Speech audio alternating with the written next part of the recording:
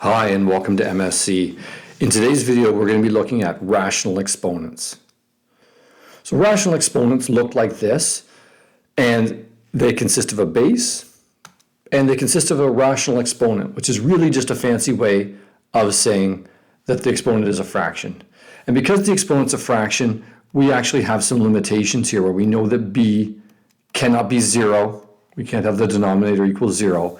And we'll say actually that b is an element of the natural numbers, right? So it's going to be a positive integer in the denominator. And so what's interesting and cool about these rational exponents, other than the fact that now we have an exponent that's a fraction, is that I can take my power with a fractional exponent and I can rewrite this as a radical with an index of b, and the x is raised to the a. And this is cool because really what we're saying is this is the b root, this is the index. So if the denominator was 2, it would be the square root. If the denominator is 18, it would be the 18th root. And then it would be the exponent of a for the base piece there.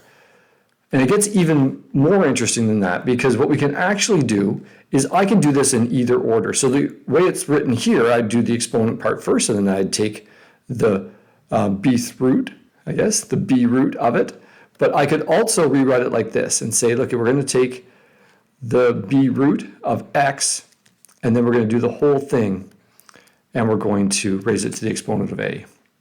So this gives us a lot of flexibility in how we calculate things. And oftentimes we want to take the radical and do that part of it, make the number smaller, and then do the exponent that will make it larger.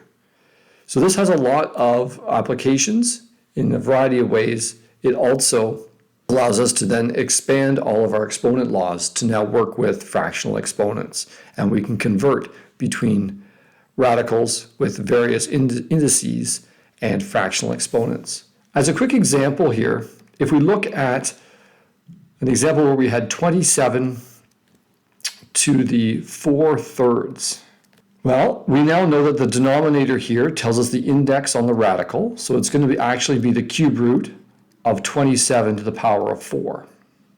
But of course, 27 to the power of 4 is going to be a ridiculous number, and I probably don't want to calculate that on my own. So instead of writing it like that, I can write it as the cube root of 27 all to the exponent of 4. Well, the cube root of 27, as you likely know, is 3. And so we can just do 3 to the 4. Well, 3 to the 4 is 81. And so we can see how something that looks like it's not going to be doable without a calculator, by doing the radical piece first, it will reduce the size of the number, and it will often bring it into the confines of something that I know. So different exams and papers that involve no calculators, and IB is famous for that. This has the benefit of being able to do a lot of this type of work without a calculator, which is pretty cool.